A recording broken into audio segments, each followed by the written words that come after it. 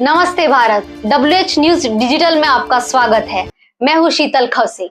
आज की खबर के प्रायोजक है यश इलेक्ट्रॉनिक्स एंड फर्नीचर्स वाड़ी नागपुर। हम रहते हैं खबरों के आगे, खबरों के पीछे, खबर छुपाते नहीं दिखाते हैं। राजनीतिक हो या सामाजिक, क्राइम हो या भ्रष्टाचार की, अन्याय हो या अत्याचार की, हम देते हैं निडरता से खबर को महत्व। आप भी खबरों को महत्व दें। हमारे चैनल को सब्सक्राइब करें, इंस्टाग्राम फेसबुक पर फॉलो करें, विज्ञापन देकर आर्थिक मदद करें। आइए देखते हैं आज की विशेष खबर। ये बकरा देने आ जाता है वो बकरे दिखाओ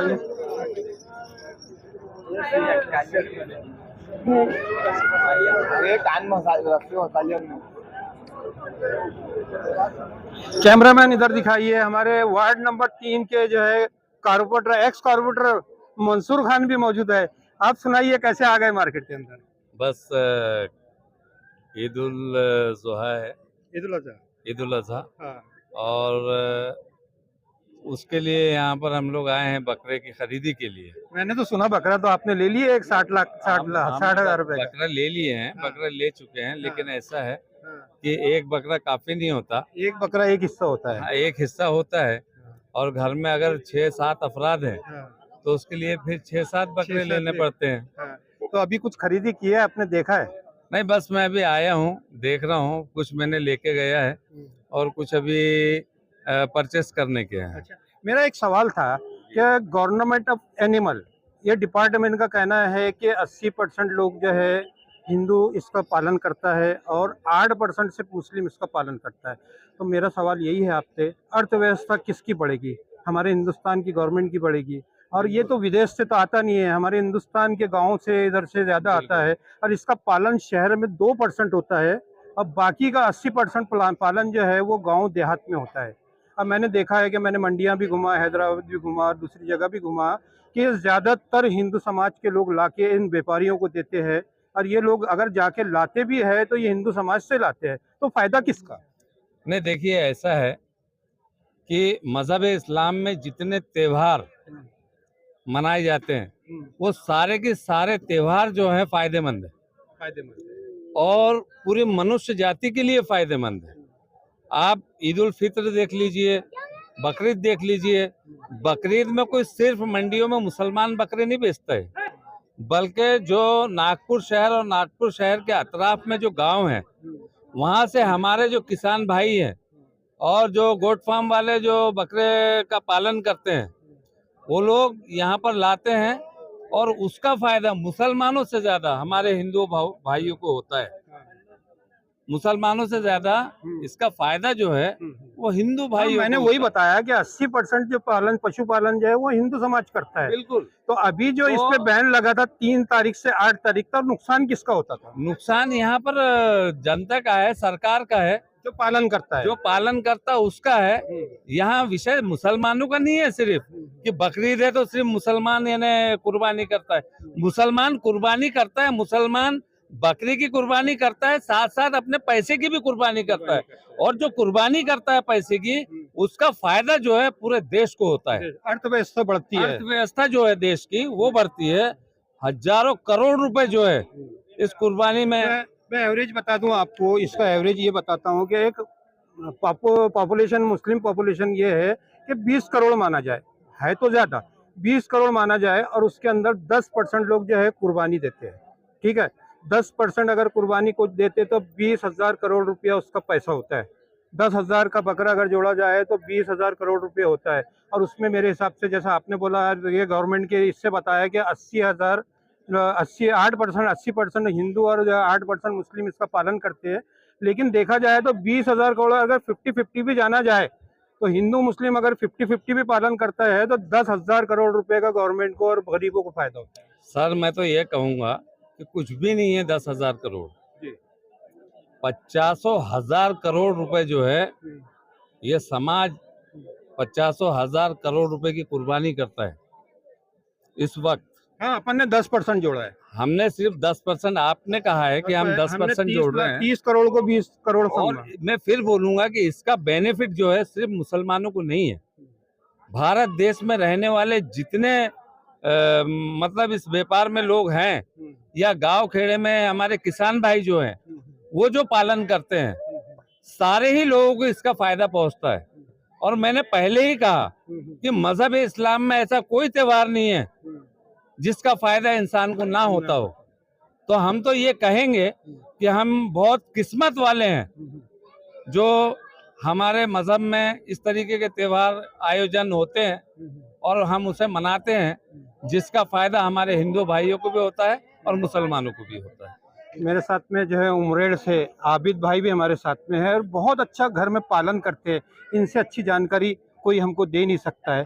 आप घर में पालन करते हैं? जी आप खुद उसको पालते हैं, बड़ा करते हैं, कुर्बानी भी देते हैं? जी।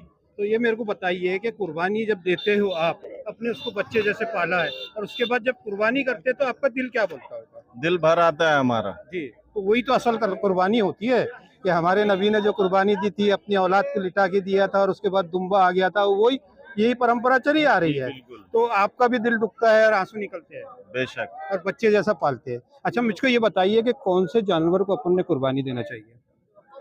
जो अपने को ज्यादा प्यारा है उसको। उसको देना चाहिए। और आज जो मुल्क के हालात है और मुल्क में जो कायदे दिन ब दिन बन रहे हैं वो हिसाब से तो बकरे की ही देना चाहिए।